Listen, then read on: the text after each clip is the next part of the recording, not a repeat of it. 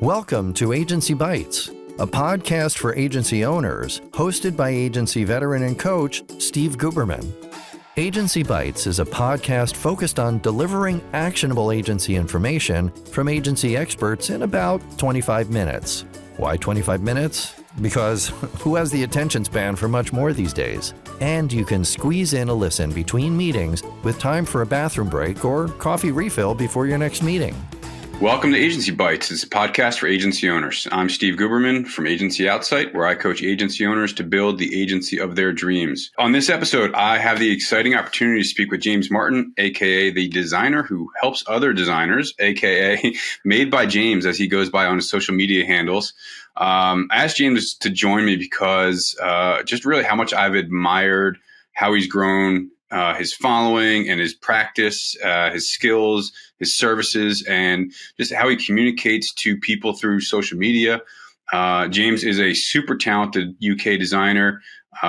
He dedicates an immense amount of his time and his talents and efforts to design education, a lot of it for free. The stuff that's not free is like, a couple of bucks, nothing.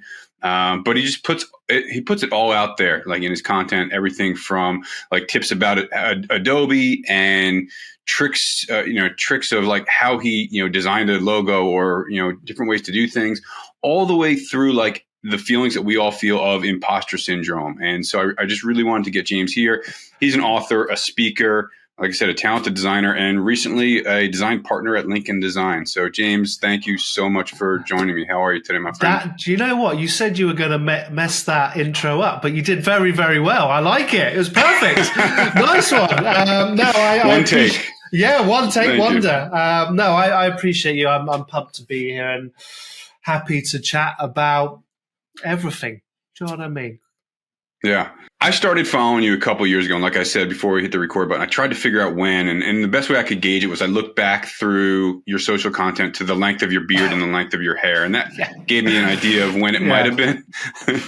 But you've come a long way. And I'm curious like about your evolution as a designer. And even before like, starting to put it all out on social, like, what your process was to get to not even today, but like when you started feeling confident to put things out there to the world. Oh God, like that's a very open-ended question, but I'll try and kind of break it down.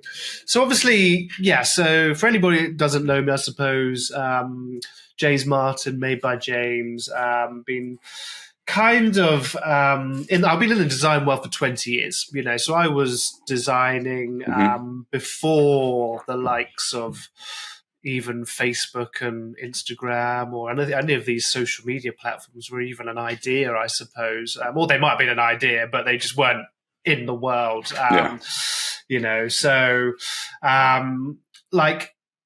when we talk about the rise of like Made by James as a human, I suppose it started maybe 12 years ago or 11 years ago-ish. I can't really remember was when the first post I did on Instagram was, but it was over a decade ago. And I realized that quite early on that social media, as we call it, was an immensely powerful marketing tool.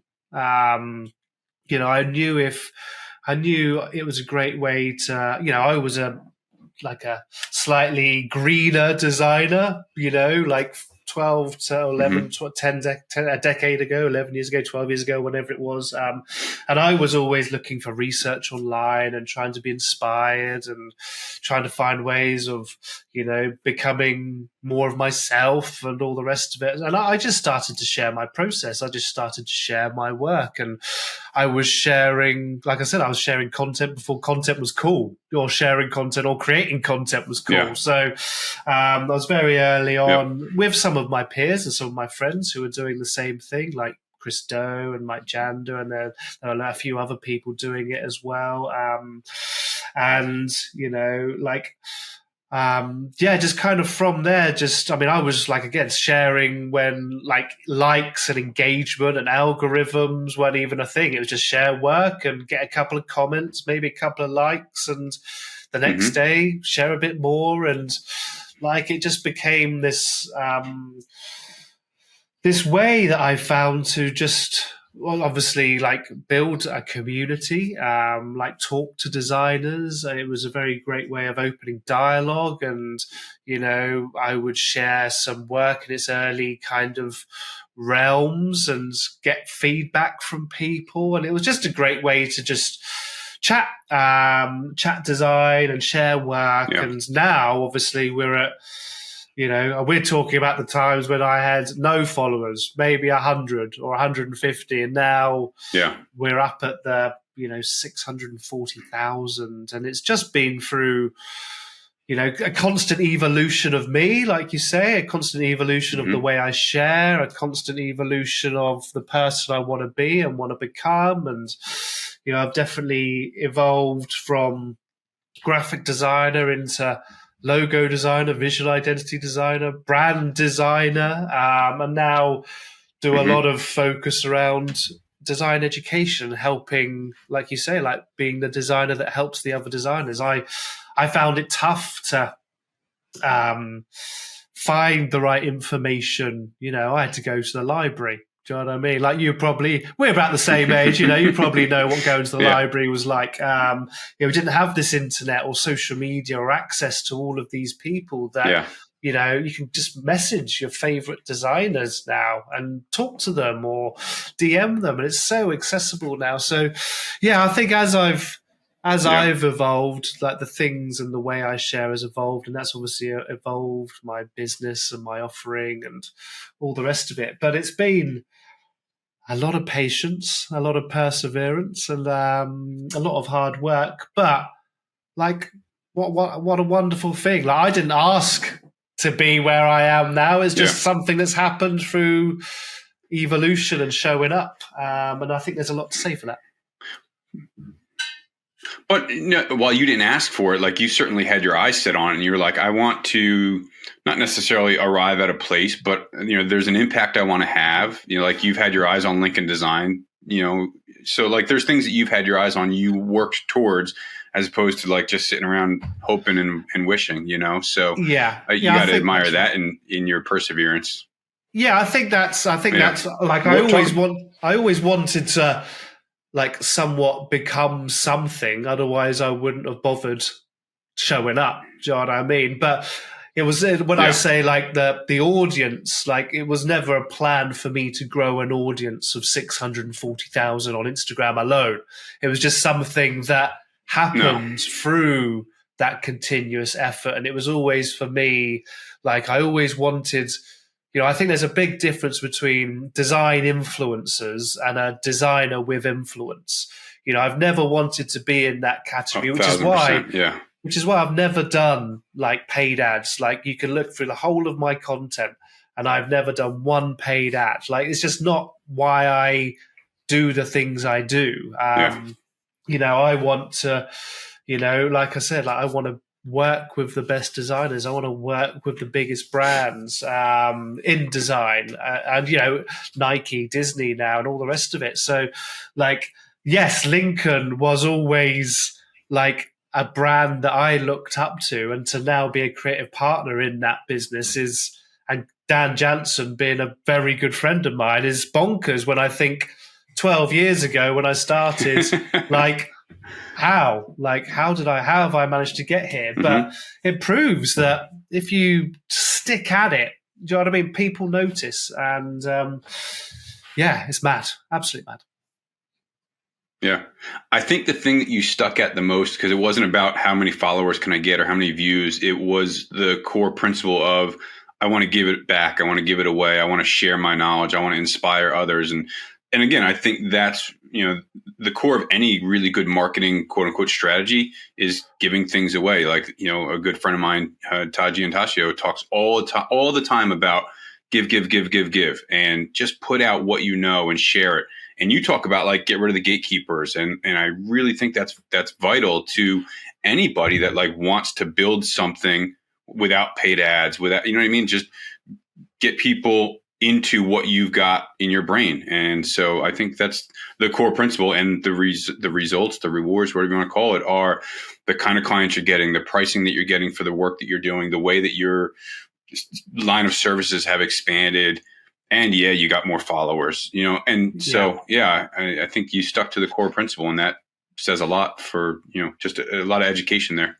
Yeah. And I think it's what you say there as well is true. Like for over a decade now, I've consistently, in different ways and different formats, always talked about design, especially visual identity, logos, brand identity. It's evolved. Yeah. I haven't gone from like personal branding to logo design to how to start a restaurant to do this to crypto to NFTs to AI. Like I've always stayed very true to the thing I love, and I've always been very consistent with the things that I talk about, which are, like I said, logo, visual identity, brand identity, and I've stuck there. I've evolved within that space. I now teach other people to do that, and obviously my prices have elevated from where they were 10 years ago. The abilities within that space, adding animation within visual identity and all these kind of things. But I think, like you say, the core voice is always like the giving voice, the wanting to help people voice. That's always remained true. And obviously I've elevated that as much as I can, over the years. But it's always been to the core design, logos, visual identity, brand identity. And I think that's obviously like when people come to Made by James or they find me wherever they find me, they know what I'm going to be about. They know what I'm going to talk about. They know I'm very open and honest about my life in and outside of work as well. So, like, I think they know what they're getting. Like, there's nothing crazy going to come out. Well, there's a lot of crazy shit that comes out of my mouth, but it's all generally to do about design. Do you know what I mean? Yeah, it's not like somebody's going to find you through your social content and be like, oh, I love this guy's style. And then you show up to a meeting wearing a suit and tie and, flipping the coin on them. You are through and through who you are. That's pretty obvious. What about so you've been a solopreneur running your own shop as the chief bottle washer, designer, everything under one person. Has that kind of been what you wanted? And now you're part of an agency, so it gives you a lot more capabilities, but have you always wanted to be just, one guy, one roof? Well, the personal brand, the Made by James side of it, is very much a one-person band, obviously, personal brand, solopreneur. I've never called myself solopreneur, but I think I've always so I started my own design agency I can't even remember. It's a long time ago. It's about 13 years ago. Baby Giant, and I have business partner in that. We obviously had with the team grew as it started, as Made by James started to grow. So I would never say I was always by myself within a design space. I always had a little team. So like a web designer, like an animator, and all the rest of it. But obviously the Made by James brand and the visual identity and the execution of the visual identities was all on me. That was my role within my agency. Now, as Made by James has evolved and Made by James has grown, I've realized that I want to, if I help a client, I can only help so many people. But if I can help designers to help clients, then I'm theoretically helping a load more people. So that was always the reason why kind of focusing more in on the education space as of now. But being a partner in Lincoln, obviously I now get to work with a much bigger team. The team that I had at Baby Giant now works with me at Made by James, building the no-nonsense education platform. Design education platform, I should say. And then I personally work within the Lincoln crew, so because obviously this still brings a lot of work in, still brings a lot of leads. I'm, like I said, the designer that helps other designers. I still believe that having a foot in the design world and being a part of client projects, like whether it's art directing or creative direction or idea generation or whatever it is, gives me more ammunition to help designers. I'm going through the things that they're going through every single day, rather than like washing my hands 10 years ago or whatever of a design agency. Because and then teaching how to build a design agency, I think like the principles and like everything are still very right, but there's so much has changed over the last decade. How clients want to work, the technology behind it, the processes. People don't really like I would say like the big agency. Do you know what I mean? Kind of process has kind of gone somewhat. Now even like the bigger brands are looking for freelancers, small agencies, because that trust, like you can prove your trust online now, whereas like if you are a big agency, you get all the big work. Now a lot of small agencies are getting the big work because, even designers have started to understand their value and their worth, and they're like, well, why would I get paid like 80 grand a year as a creative director when I can earn 400 grand a year as a freelancer? Do you know what I mean? So designers are starting to understand that, well, hang on a minute, like maybe I've got more value or more control than I think I have. So everything's like definitely freelance has risen. Like freelance was like almost like a little bit of like this taboo thing that nobody really even talked about like 15, 20 years. Now, like kids are coming out of college just wanting to freelance. And it's like crikey, like freelance was always a reward for like being in the industry and growing your contacts and getting to a place where you could risk it.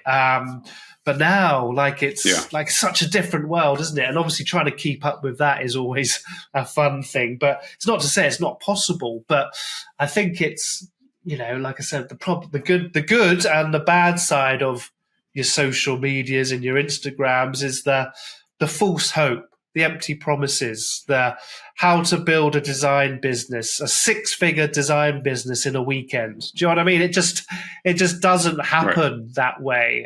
There are still some fundamental principles, like my friend Mike Jandra always talks to me about. It's like just understanding the numbers. Like I speak to so many designers, and they have no clue how long stuff takes. Which means they have no idea how much money they're making, or they don't really know they just don't know the numbers. They don't know the data. And that's where it's really difficult to scale anything. Like you've got to know those numbers to know if you're actually making a living. Do you know what I mean? Because, $2,000 for a logo sounds great, but if it's taking you 1,000 hours, do you know what I mean? You're better off working at Costa or Starbucks. Not that that's a bad job by any means, but I'm saying, like, just because you're charging, go get an hourly job as opposed to yeah, exactly, yeah. You're bringing me back to like some of the first freelance projects that I had as a designer, where it was like $1,600 to build a website in Dreamweaver. Oh my God, that's all the money in the world. I'm gonna be the richest freelancer. And it took a zillion hours, and I'm sure by the time I did that math, it was like $4 an hour. Dreamweaver. Same thing with the first couple logo projects I did. Dreamweaver, you're taking me back, like animating in Flash and all that stuff as well. Yeah. Did a ton of Flash work. But what I think you're also really digging into is like social media gives the false front that like, this thing can happen overnight and you can be super successful overnight, but you really got to cut your teeth under the experience of other people, whether it's at a shop, at an agency, or I guess people can do it right out of school or right out of technical school through some of the Adobe courses, some of the stuff that you put out, Chris Doe's content. Like, sure, people can spend nights and weekends learning, but the idea of like launching a freelance business without experience, I don't know. There's so much to learn about how to operate. You talk about knowing numbers and knowing your value. You talk about a lot of pricing formulas, which I think is really important. I think there's a lot to be said there about just, having the false sense of security of, well, so-and-so did it because his Instagram said it's super easy and successful, versus I'm going to go and spend a couple of years as a junior designer learning. So what do you think? I mean, you talk a lot about knowing your worth. You mentioned it just a couple minutes ago. Like, where does that come from for you? And what has that evolution as a designer been like?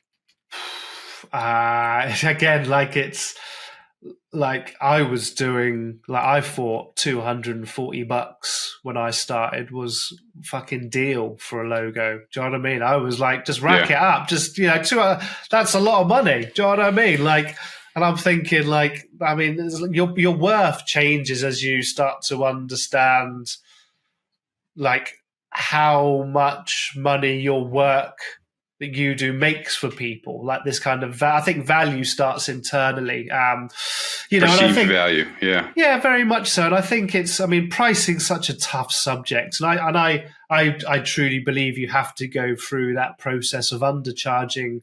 Like, and even 20 years in, like, I don't know if the prices I charge are right, but I know that my time's being covered, and I know that I'm making money, and I'm happy with what I'm charging. And if that works for the client, great. Do you know what I mean? Like, some people might say it's too much or too little, but you know, I think it's about finding your place with pricing. I think it's the most important thing. But again, it's one of those. It's one of those things that you have to. It takes time.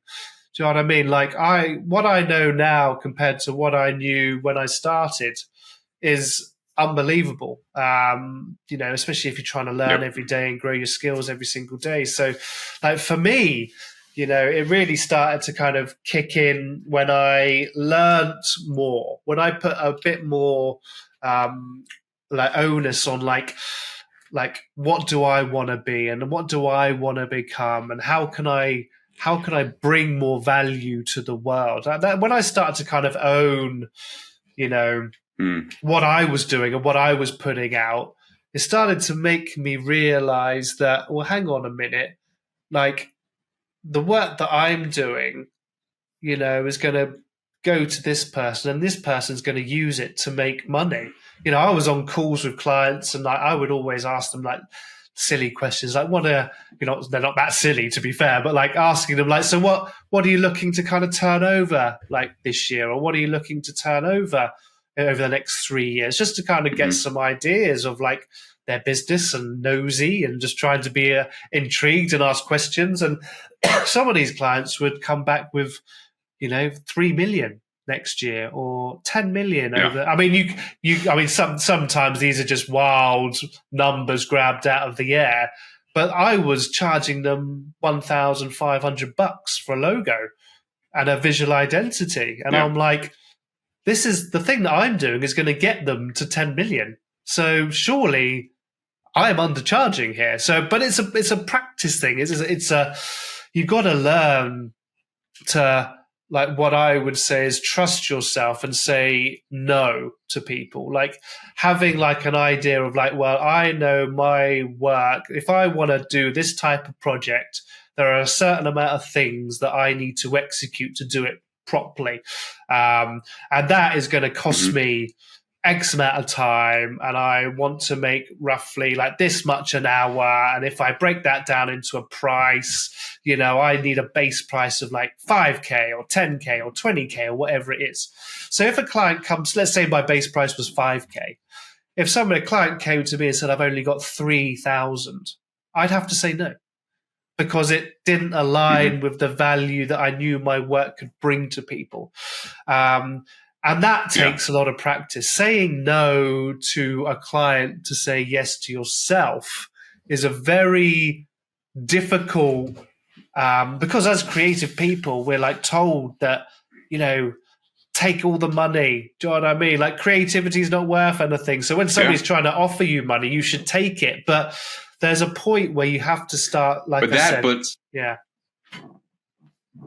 I was going to say that, but also if I say no, how do I know when the next one's coming? And what if this is the last one? And there's a lot of head trash that comes into it with self-esteem and self-confidence. And that is the formula for the self-worth that you're talking about. So, you know, if I'm only charging 500, am I worth it? If I'm charging $5,000, oh my God, am I worth it? And then if I say no because they can't afford me, not that I'm too expensive, but I'm a firm believer, if your price is too high, that person or a company just can't afford you. And if somebody lands on, this is my value, this is my worth, own it, and I'm 100% with you.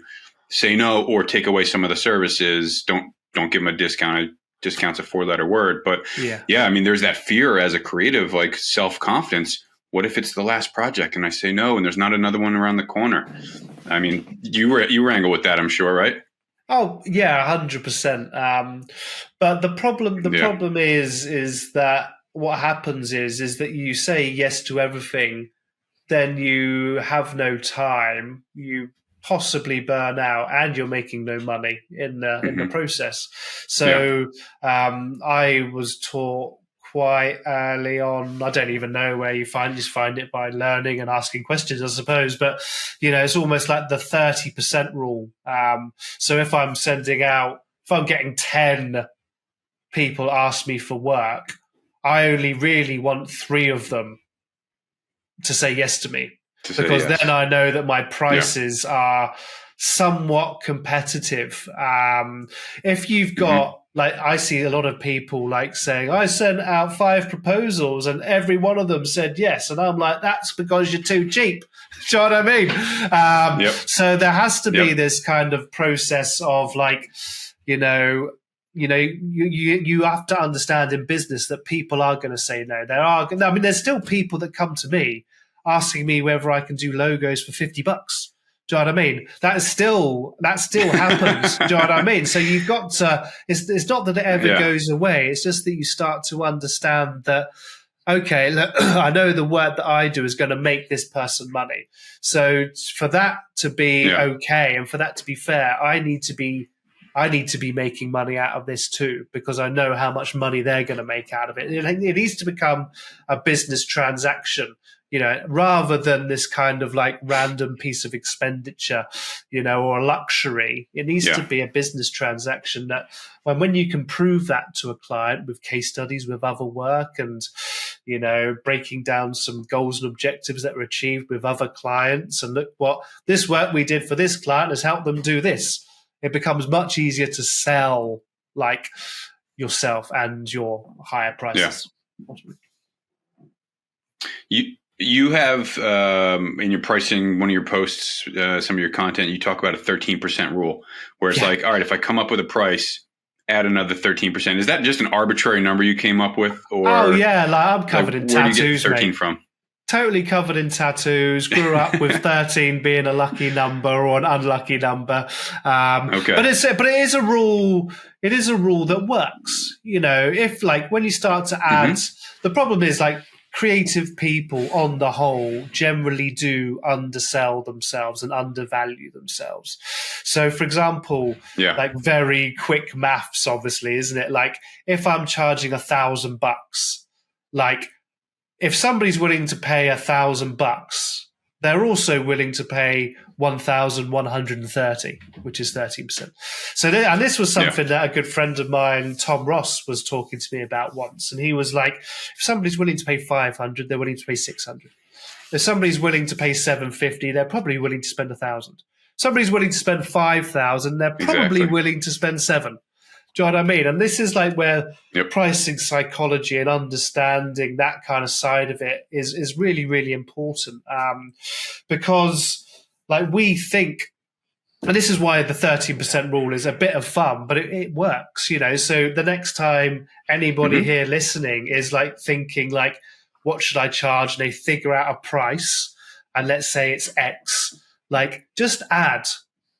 I mean, if you're not comfortable with 13%, add 5%. Add 10%, whatever it is, just add a little bit to it. And I guarantee that client will still come back and say yes. And then what happens is you start to go, okay, well, maybe I've got a little bit more room. Maybe I am worth a little bit more than I think I am. And you can start to, like, I got into a stage of like every client that came to me, I would just add on to my prices. So if it was like 5% every single time over a year, do you know what I mean? That starts to add up. Yep. Do you know what I mean? And agree. Yeah. It's a game that you have to play with yourself. And it's not to take the piss out of clients. It's not to eat them for all they're worth. It's to actually make you realize that the work that you're doing, people can afford you at 10% more than what you think they can, ultimately. And that helps you build your confidence with pricing.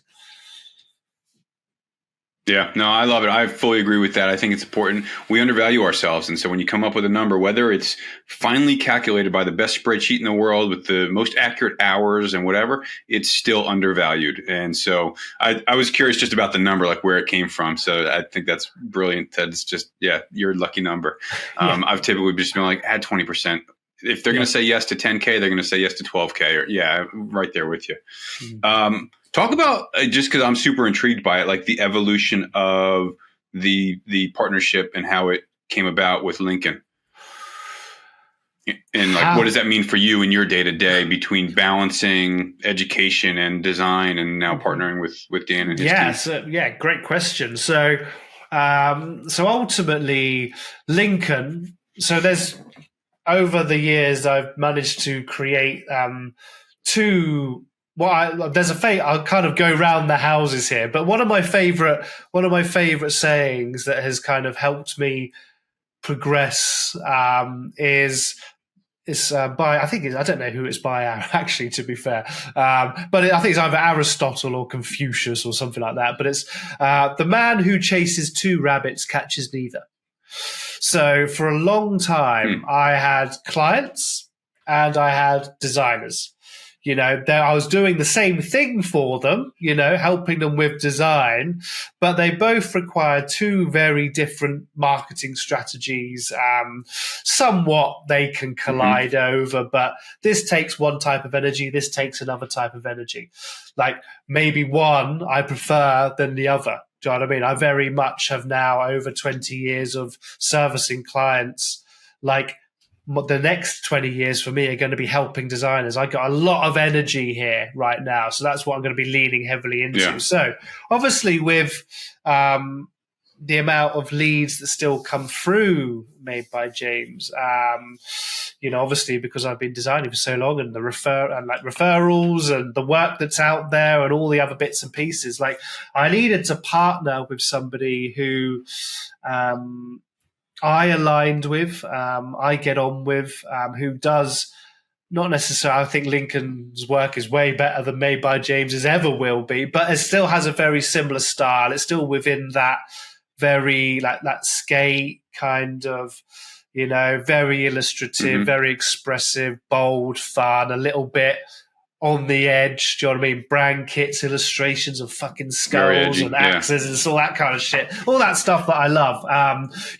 Me partnering with Pentagram or Ogilvy would never have fucking happened. Do you know what I mean? We're just too far apart. And plus, it also would have never have happened. But so ultimately what happened was I've built a friendship with Dan over the years, and, he's been like always so kind to me.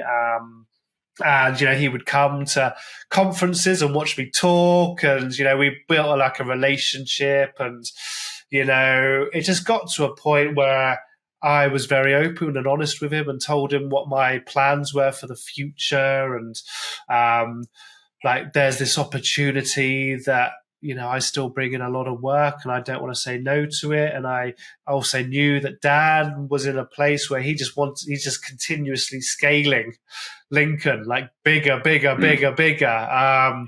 And we just had an honest chat with each other. And it was like, well, like, how about I come on board at Lincoln and, I can focus heavily on helping the people that I want to help, designers, and we can still together execute this work that comes through. So it helps him. It's all about creating win-win-wins. Do you know what I mean? So being a part of the Lincoln team frees me up because there are so many unbelievably talented designers within that space. But at the same time, I can bring in more revenue to the business and more eyes to the business. So ultimately what it does, it's not just like me winning or Dan and Lincoln winning. Like we both win out of it. And that's like within business, what I've learned is like you've sometimes got to let go to grow. Do you know what I mean? I had to let go of doing all the drawing, doing all the client calls, doing all the style guides, pushing all the pixels. I had to let go of that to be able to grow into the next version of myself. Partnering with it's a dream for me, a dream come true. I talked about them in my book. I've always championed Lincoln before they even fucking knew who James Martin was or Made by James was. And like, it's a proper full circle moment. But again, comes down to like they wouldn't have said yes to that opportunity if I hadn't proved myself within the space. Do you know what I mean? Hadn't done the things that I had done. And, you know, all of that is off like my own back, hard work, showing up, creating content on the weekends when nobody else can be bothered. Do you know what I mean? It's just, it's like, it's taken a long time, but it's all, I believe everything that I've done, I always believe this, but everything that I've done to date has got me to the things that are happening now. Like, there's no magic sauce. I'm not a secret fucking millionaire or anything like that. Do you know what I mean? It's all just showing up, get it done, rinse and repeat, hope opportunities happen. If an opportunity comes up, take it. As long as it aligns with the person I want to become, you know, and just consistently, like, just keep going. Good days, bad days, in the middle days, just don't stop and understand that, that's it. You know, like at the end of the day, what I want is I don't want to get to my deathbed and think, what if? Do you know what I mean? Yeah, that's heavy. And I fully agree with you that like everything that we've done up to this point has led to this point, and we have the ability to control what those day-to-day activities are. And you grinded with your eyes on, this is the prize, and now there's new prizes. And so it'll be exciting to see like what this relationship looks like and what you do next, and how you get to devote the energies that you want to education and giving away content and building brands and partnering. So yeah, I love it, man. And like I said, I truly admire that you've had your laser focused eye on, this is what I want. And you put it out to the universe, you did the work, and you didn't sit around waiting for it to happen. Like, you did the work for it. So there's a huge lesson there for a lot of people. Thanks, buddy. Yeah, you got to have a little bit of luck along the way, haven't you? Just a tiny bit of luck, you know. But I'm a big believer in you make your own luck a little bit, don't you? And like you say, like, it's difficult. It's difficult. The problem is like when, well, like a lot of people listening here, solopreneurs, entrepreneurs, business owners, freelancers, creative people, like, what we do is we might set a goal or a target, we achieve it, then we're constantly moving on to the next one. Like, what's the next mountain? What's next? And like, if I could leave with people here with one thing, is enjoy the view at the top of the mountain for a little bit before you move on to the next one, because it's always going to be there. You know, I spent so long, I went from like I didn't, like, when I launched my book, for example, I didn't even enjoy it. I didn't really think about it. I was just already on to the next thing, which was building a course and then doing this and then doing that. And I never really enjoyed the things when they were happening or when I'd completed them, because I was already on to the next thing. So taking a little bit of time to breathe, and when I've done something, go, do you know what? Fucking well done. Do you know what I mean? Am I happy? Yeah, right now. Pat yourself on the back. Yeah. But I think, you know, again, whether it's creatives or just people that struggle with imposter syndrome or whatever, we struggle with celebrating the victories and patting ourselves on the back and taking the time to like appreciate the hard work we put into something and where we are. Not like this is, you know, I've arrived, but like celebrate the little wins, the big wins, and everything in between. Yeah, I love it, man.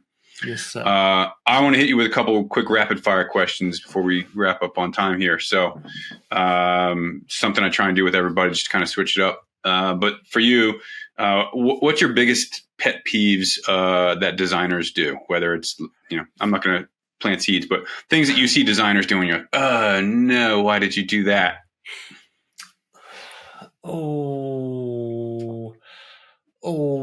Designer pet peeves. Do you know what? One thing I don't like is, especially as a logo designer, but it's a tough one because I know everybody starts somewhere, but choosing random fonts to pair with a really well designed symbol or mark. It's like I'm going to put all the effort in here, and then I'm not going to give a shit about this. I'm just going to choose fucking Helvetica or Poppins or something, and just chuck it next to it and hope it helps. So that's probably one of my pet peeves, because I'm such a lover of type. But I also know that everybody starts somewhere. But like, probably like random font choices that go with really well executed symbols does my head in, for sure. It's a very interesting, very personal one to me.